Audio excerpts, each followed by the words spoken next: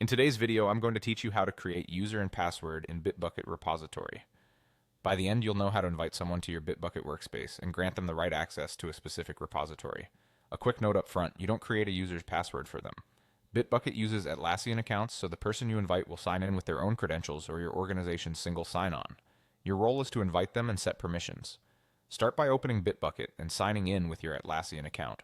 If your organization uses Google Single Sign-On, select your Google account during login. Once you're in, look for the gear icon to open your workspace settings. This is where user access is managed at the organization level. Go to User Management and choose Invite Users. In the Invite field, enter the email address of the person you want to add. Before sending, make sure the product is set to Bitbucket so they get the right access context. Send the invite. The user will receive an email to join your workspace, and they'll sign in with their Atlassian account. That's how their password is handled, by Atlassian or your SSO, not by you. Next, return to the Bitbucket dashboard. Open repositories and select the repository you want them to access.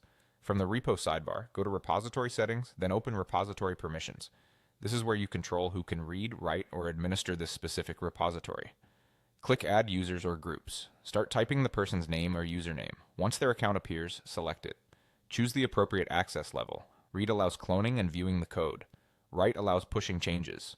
Admin allows full control, including settings and permissions. As a best practice, apply least privilege. Give only what's needed for their role. When everything looks correct, confirm to save the changes. At this point, the user has been invited to your workspace and explicitly granted access to the repository you selected. If the user can't access the repo, have them first accept the workspace invitation in their email. If they still can't see it, double check that you granted permissions on the exact repository and that they're added to the right account.